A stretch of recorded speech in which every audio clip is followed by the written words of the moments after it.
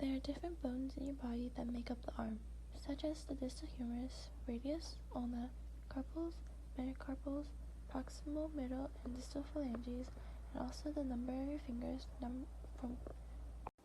Some interesting trivia facts about the arm are that fingers are never perfectly straight. Usually the index, ring, and small finger curve sideways.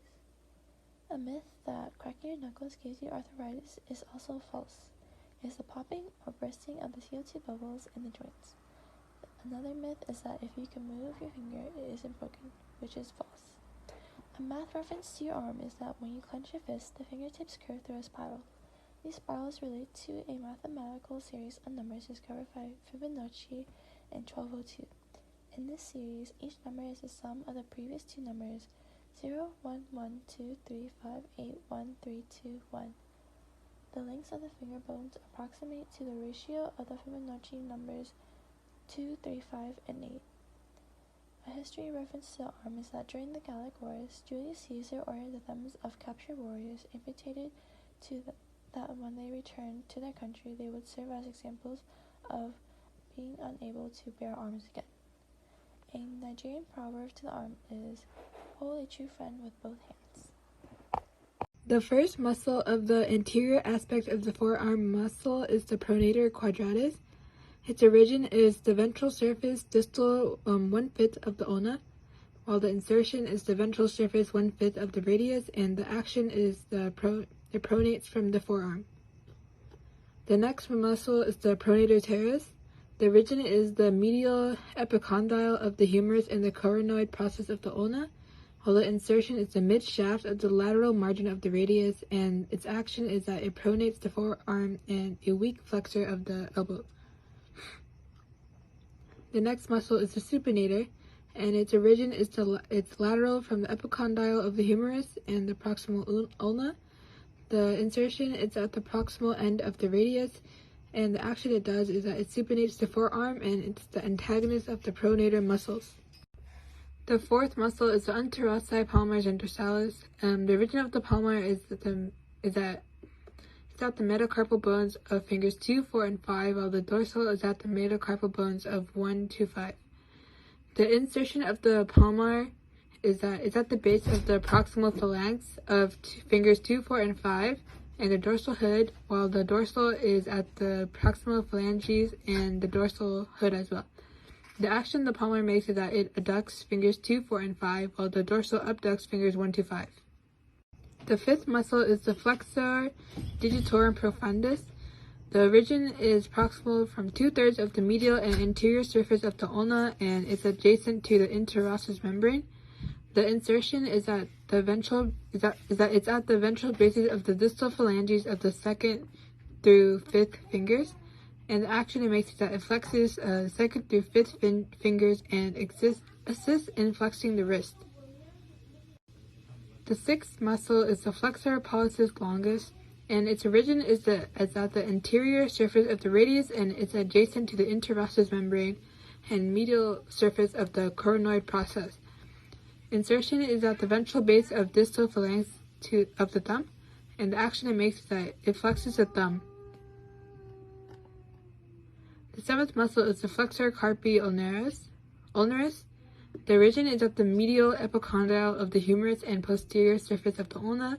Its insertion is at the base of the 5th metacarpal and the pisiform and the hamate bones, and the action it makes is that it's a powerful flexure of the wrist and it adducts the hand.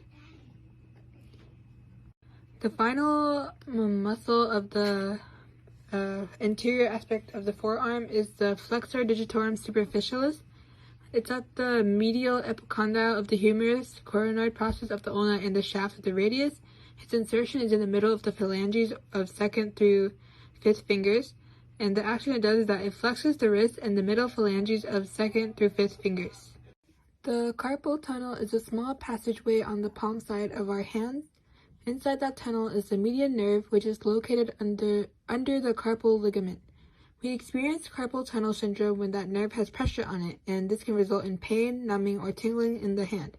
The median nerve controls our thumb, pointer, and middle finger, so we may feel weaker or find it harder to grasp things when the nerve becomes pinched. To alleviate carpal tunnel syndrome, You can do various exercises that involve stretching your wrist and as well as shaking it. It's also recommended that you lift up your wrist when you can. Hey guys, welcome to my ASMR because my throat hurts. Some muscles on the posterior aspect of the forearm includes the extensor, pollicis longus. The origin is the dorsal shaft of the radius in the ulna. Interosseous membrane, I think I pronounced it right, I'm unsure.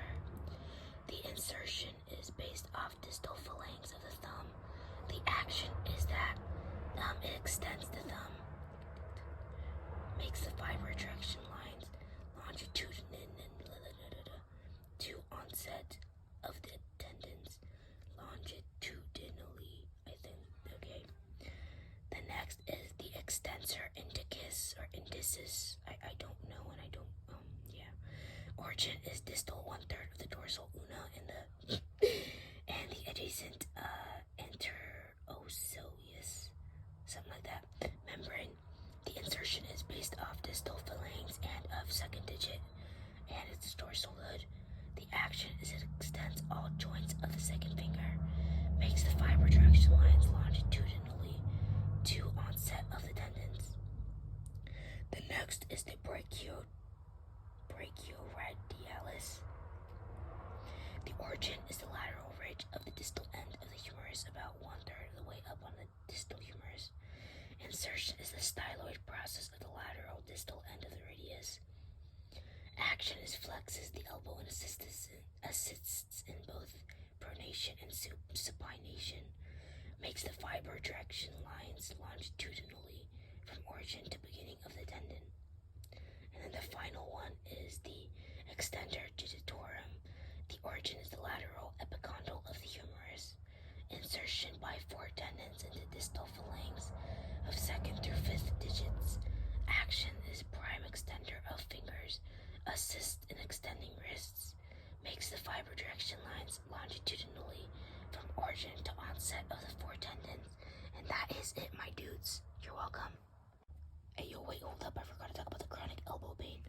So chronic elbow pain is basically when your elbow starts to hurt and it makes your elbow hurt and stuff, and it's chronic, so the pain gets worse. And according to the article, it's chronic and debilitating, and that sounded like something that someone would rate on Rotten Tomatoes.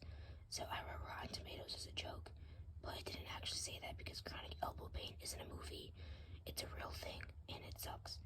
And it's also known as tennis elbow, because tennis is a very hard game to play, and chronic elbow pain is very hard to live with. But jokes aside, chronic elbow pain can be caused by athletic injuries, overuse of your elbows, sprains, strains, and prolonged pressures on elbow. Now you might be wondering, how do you overuse your elbow? Well, when you're carrying something heavy, maybe you're moving it too much, maybe you're on it for too long. So ways like that can be overusing it.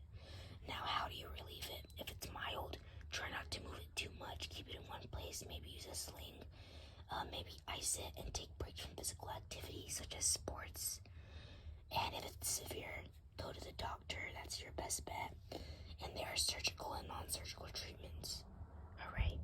And the June and the spring, I love to sing about a sky. Drink to me only with thine eyes, and I will pledge with mine. Stop! Stop! Stop! Enough is too much!